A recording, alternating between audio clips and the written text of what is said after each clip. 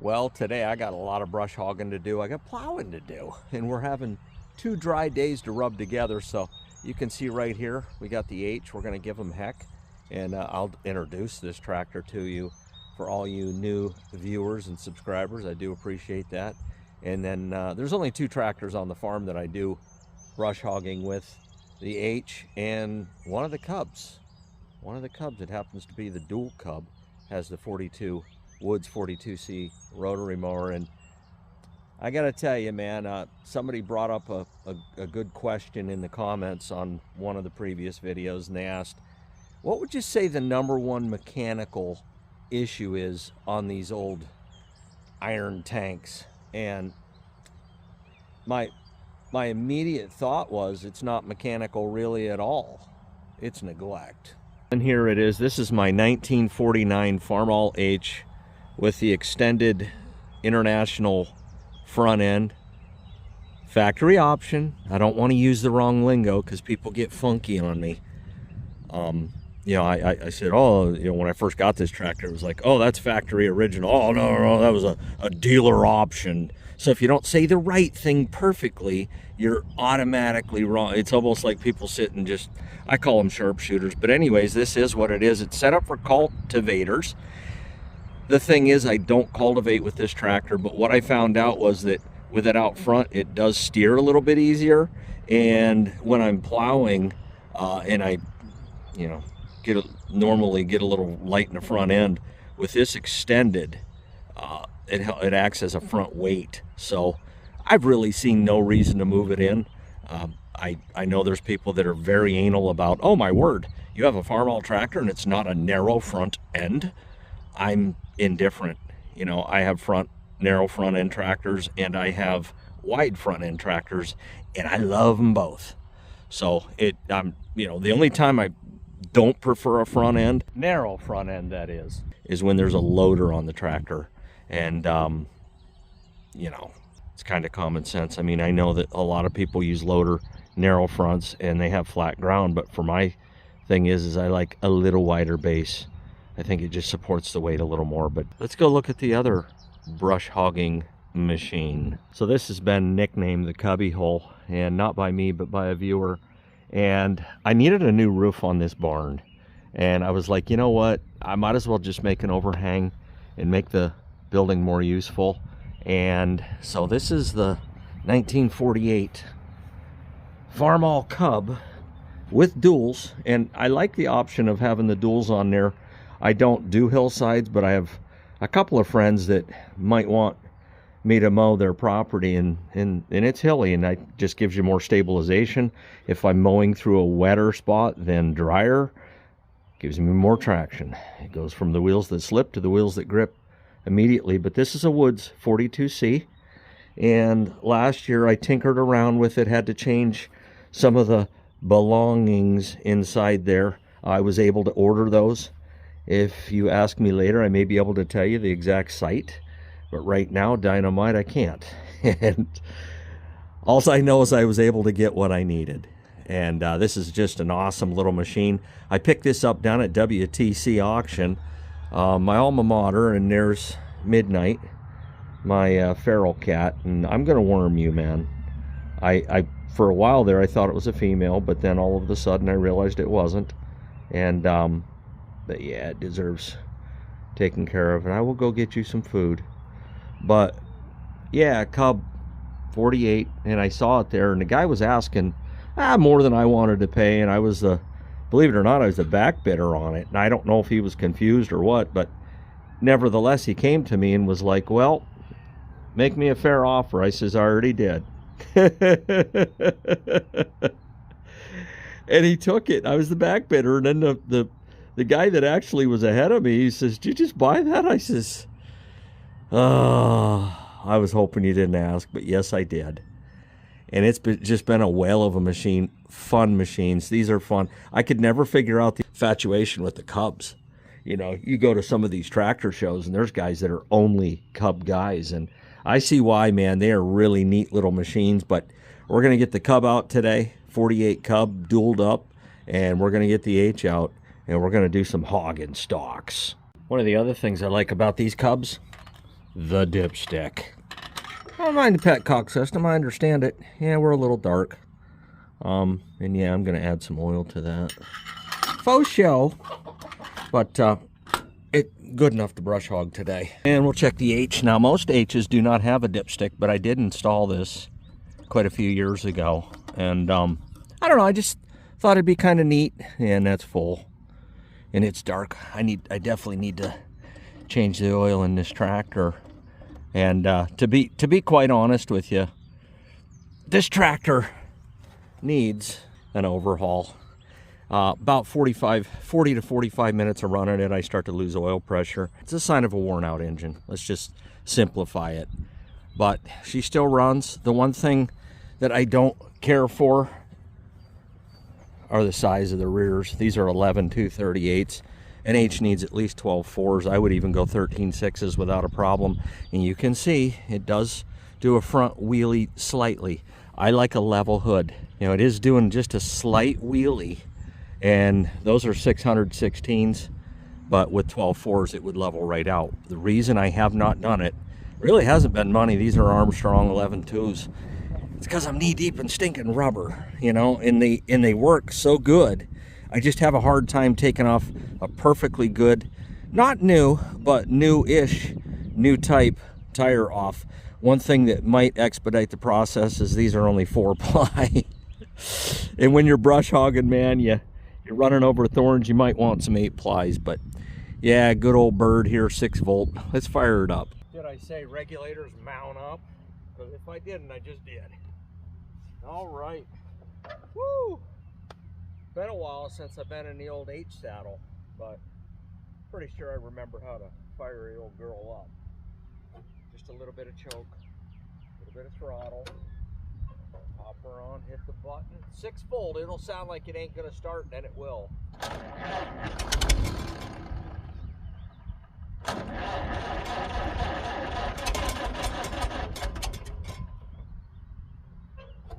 We didn't need the choke. My mistake.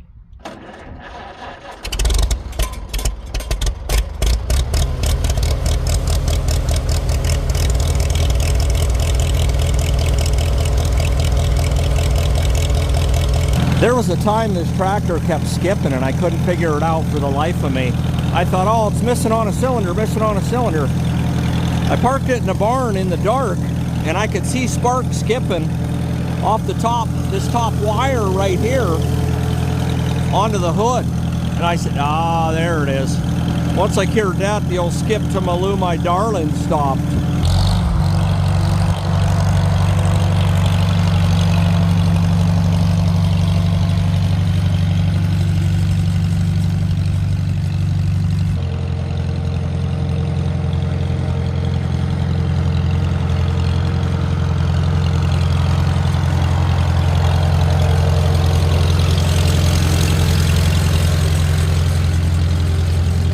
Occasionally I'll get somebody comment and they'll say, boy, I wish there was less talking and more action. This channel is really about both. I have things to say and things to do, so I bring both of those to the table. And if you want somebody that just never talks and gets on the machine and goes, you're on the wrong channel. That's all. This channel's just not for you. So my first candidate on You Need Brush Hogged is this little field here. I call it the video field because it's so easy to video. Other than that telephone pole, oh, excuse me, I didn't use the right lingo again, a power pole. You know, around here we call a lot of things what they ain't, okay? So you're just gonna have to go with the flow. But here's the thing, okay, year after year, I've had corn and beans in this field. But look what's growing. Look what's growing. This is where I dumped all the manure. Probably killed a lot of it, but it is loaded with clover. It's white clover. And I walked the field yesterday and it's loaded. It's all over the field. I have half a notion to just hog this, keep it mowed, and let it be what it is. A naturally growing clover field, and just let the nitrogen hammer down. Now, I will have to come in and still lime this, because that's the one thing, man, if you're going to ever shortcut on fertilizer and this and that, you can never get away with it around here on lime. You just can't.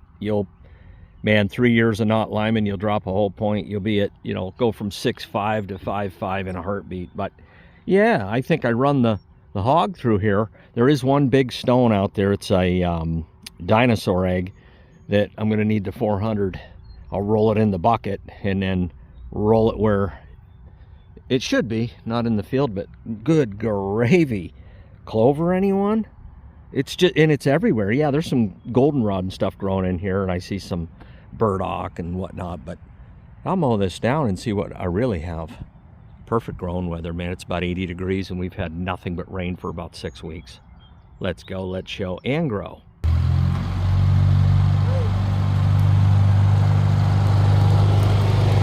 Let me show you the downside of having barn cats. Right there, an awfully dirty seat, so I'm gonna hose it off, get it clean.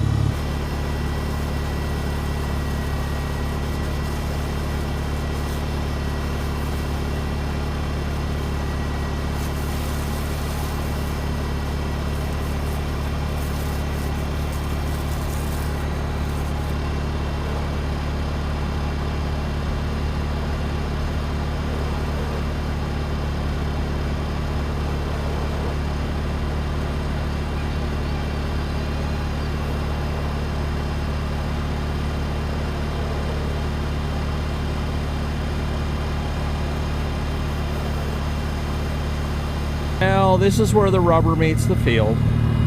That's right, rubber field. And there goes a woodchuck. And he don't even care that I'm here because I'm on a noisy tractor. But if I was sneaking out here, he wouldn't sit there like that. But anyways, I want to see how much of this clover I can expose. But you can see some of it in a previous video I did hog.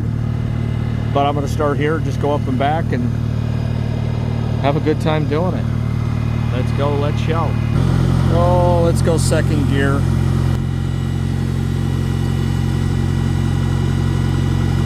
Engage.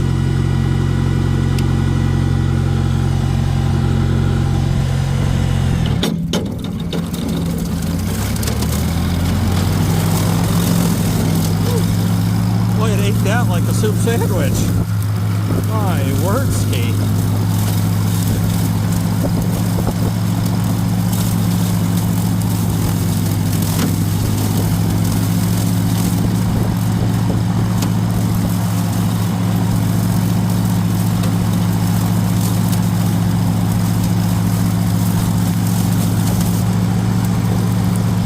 This is laid down. I should have burned it.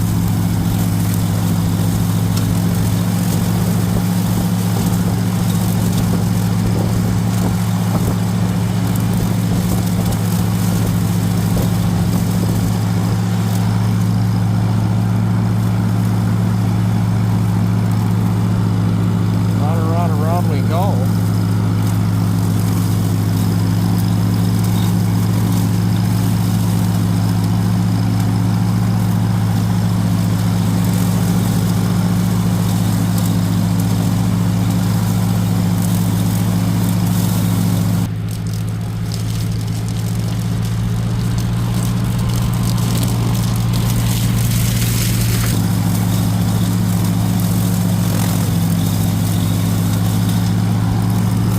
Just sharpened these blades last fall, so they are slicing and dicing.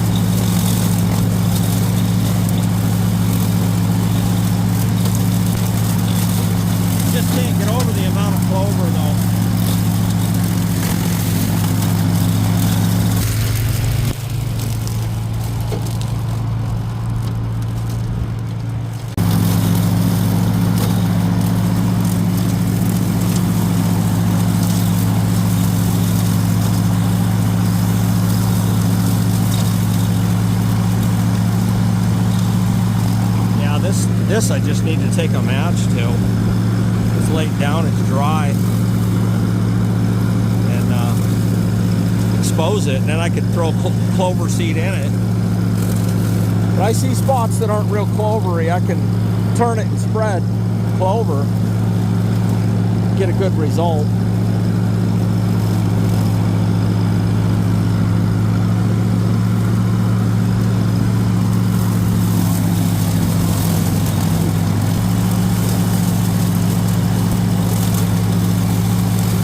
Oh, this is nice clover here. Twice as nice as nice.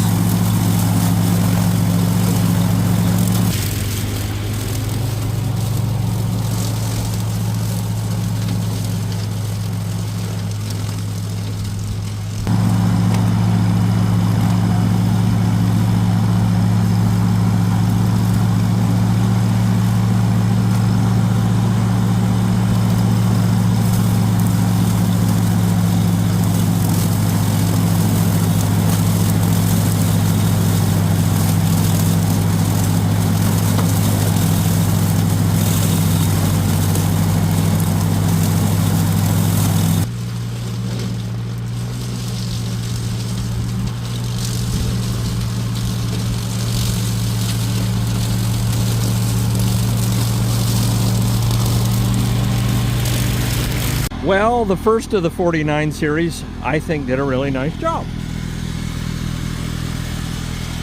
Yeah, I put my first on race day out there, but yeah, we got us a clover field. And I mean, we're right down pretty much to the clover. There is very little grass in it. Gonna be some nitrogen fixating. Another thing the duals do, gives you a much smoother ride. Of course, they know I stopped, so they got to come out and inspect my work, even to the point of being on the deck. Well, first thing I like to do is not run out of fuel when I'm out doing whatever I'm doing. So I hear echo, so that ain't ever a good thing.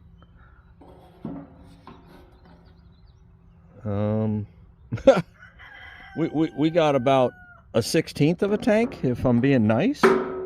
Yeah, we be adding lots of fuel. All right, well, I'm gonna start right here. Check out that oil pressure. I'll show it to you in about 45 minutes. All right, so this is a brush hog I picked up down at WTC, and I pulled it home at 55 miles an hour. I'm not even joking. That's on video for proof. I do run an overrun clutch here. This is not live PTO, as most of you Farmall guys know. I push the clutch in, and the tractor clutch, and then the clutch back here catches the spin and does not drive me forward. Now, having said that, I'm not really in a situation here where I'm in grave danger, like working near cliffs or big trees or anything like that I'm going to run smack dab into, but it's still nice to have.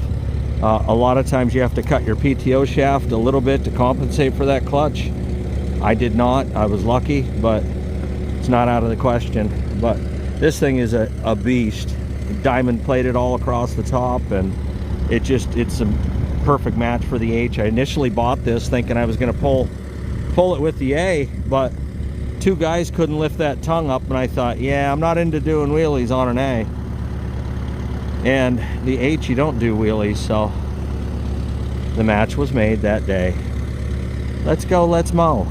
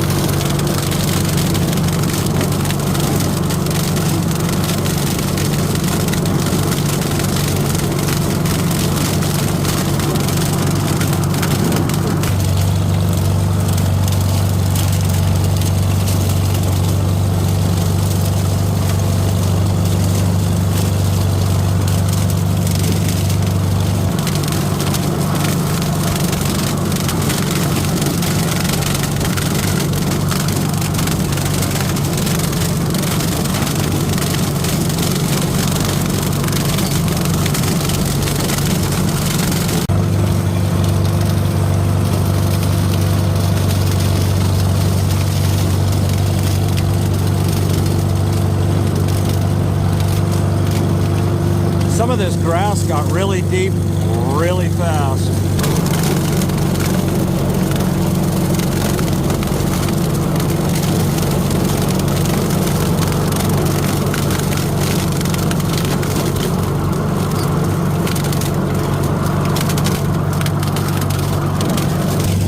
Well, at least I haven't ran over a deer antler yet. I didn't look this year like I normally do. That could be a reason I end up changing these rears.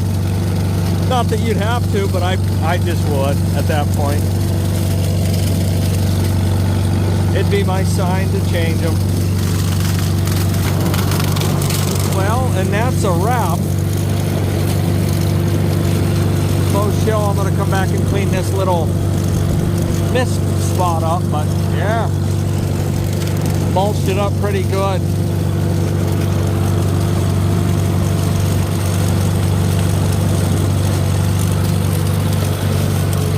Well, I got a down tree I got to come get pushed off of there. Hopefully it stays in one piece with the 400. I cut the base of it, and at the base of it there was a fox den, a red fox made a den last year. But yeah, I got to clear this edge here before I can brush hog it and figure out what I'm going to do with it. Well, that was just a boatload of fun. It was the seat time I longed for. Got to get the shop back out and clean up some grills. And, you know, grills, and I got thrills. Faux show. And this acted really nice as a, it kind of was pushing the corn stalks over before I hit them with the hog. Still got some stuff in here, but it ain't out of hand. Probably a third of what it would be. Yeah, the old 49, 48. Even though earlier in the video I did say 49 to try to get some stuff churning, you know? Trick that algorithm. Yeah. There you go. Look at the pile. Yeah. You know you did some hogging stalks. Let's go, let's mow. We did.